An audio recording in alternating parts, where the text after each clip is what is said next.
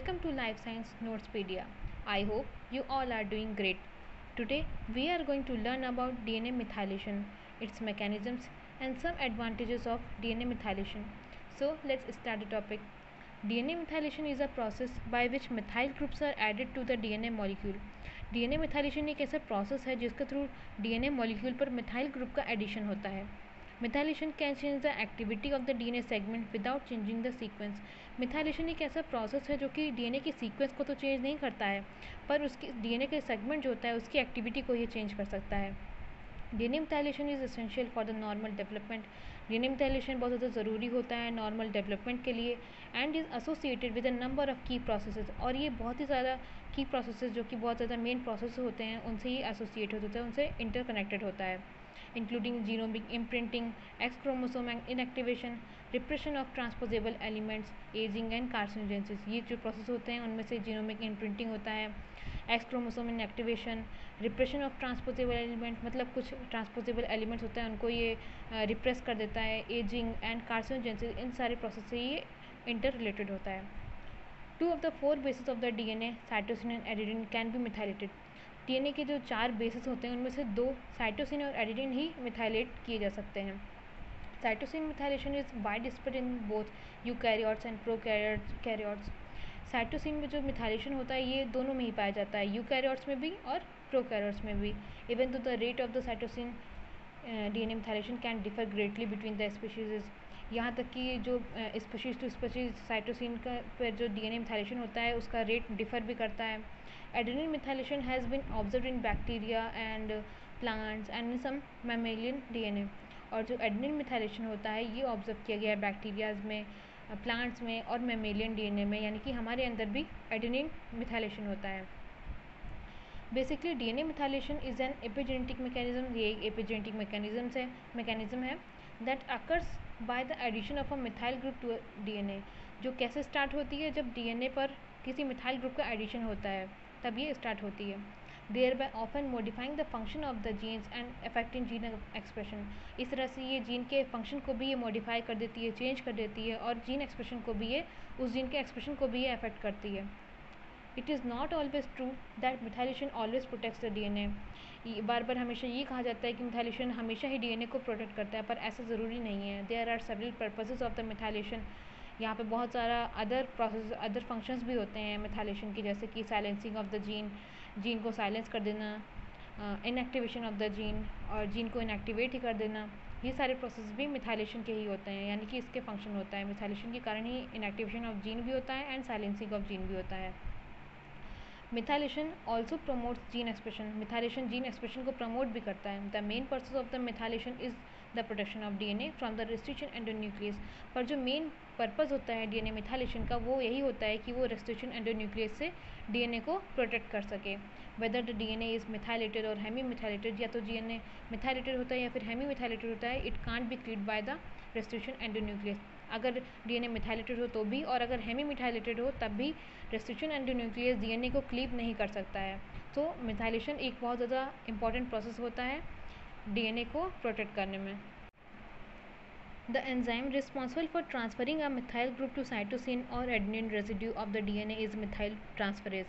ऐसा एंजाइम जो कि साइटोसिन या फिर एडेनिन रेजिड्यू पर मिथाइल ग्रुप को जो ट्रांसफ़र करता है उसे क्या कहते हैं, उस एंजाइम का नाम क्या है, मिथाइल ट्रांसफरेज.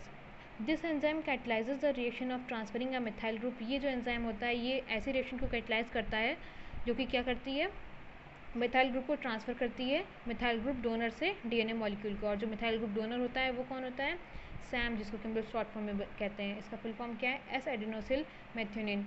तो जो मिथाइल ट्रांसफरेज नाम की जो एंजाइम होती है ये एस एडेनोसिल मेथ्योनिन से मिथाइल ग्रुप को लेती है और डीएनए मॉलिक्यूल पर ट्रांसफ़र कर देती है.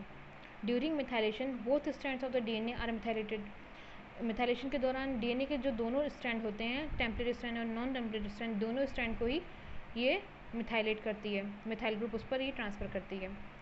Prokaryotic cell has no other protection mechanism except methylation. Prokaryotic cells में और कोई दूसरी मैकेनिज्म ही नहीं होती जिसके थ्रू वो डीएनए को प्रोटेक्ट कर सकें except methylation. Means prokaryotic cells में भी मिथाइलेशन होता है डीएनए को प्रोटेक्ट करने के लिए. This is the reaction which is catalyse bye DNA methyl transferase, जिसको कि हम लोग शॉर्ट फॉर्म में डीएनएमटी भी कहते हैं। ये साइटोसिन है। साइटोसिन के 5th कार्बन पर यहाँ पर मिथाइल ग्रुप का एडिशन हो रहा है थ्रू मिथाइल ट्रांसफरेज, और जो मिथाइल ग्रुप डोनर है वो है सैम, एस एडेनोसिल मेथियोनिन। और ये अपना मिथाइल ग्रुप को ये डोनेट करके किस में कन्वर्ट हो जा रहा है, एस में। एस का फुल फॉर्म एस एडेनोसिल होमोसिस्टीन। मतलब ये अपने मिथाइल ग्रुप को डोनेट कर दे रहा है और खुद ट्रांसफ़र हो जा रहा है किसमें, एस एडेनोसिल होमोसिस्टीन पे। So we discussed about what is DNA methylation and the reaction of the DNA methylation, which is what is the mechanism through which DNA is methylated, and now we are going to learn about advantages of DNA methylation. It plays a role in long term silencing of the gene. ये gene की long term silencing में भी role play करता है.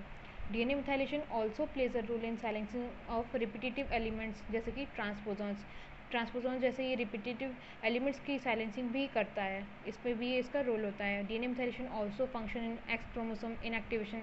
ये X chromosome को inactivate करने में भी ये रोल प्ले करता है. DNA methylation is also useful in the establishment and maintenance of the imprinted jeans.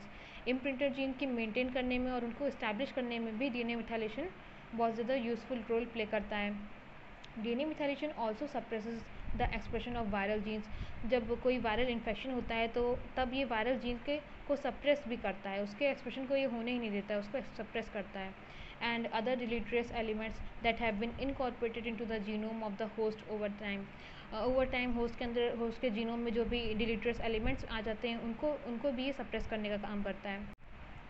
Recent technologies भी इन्वेंट की गई हैं जो कि क्या करती हैं, डीएनए मिथाइलेशन को अलाउ करती हैं. डीएनए मिथाइलेशन ऐसे होता है, उसमें परफॉर्म किया जाता है पूरे जीनोम पर, और इनमें ये पोटेंशियल होता है ऐसी टेक्नोलॉजीज़ में कि आइडेंटिफाई कर सकती हैं disease related changes of modus effect. मतलब डिजीज़ रिलेटेड जो भी चेंजेस होते हैं जिनमें उनको ये आइडेंटिफाई कर सकते हैं. डीएनए मिथाइलेशन एसेस जो कि रिसेंट टेक्नोलॉजीज़ में इनका इनकॉर्पोरेशन शुरू हुआ है.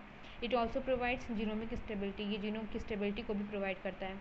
So and you can also see, this is a rough and tough diagram of a DNA methylation which describes the advantages of the DNA methylation, which you can write in your exams for short notes or as a long descriptive question.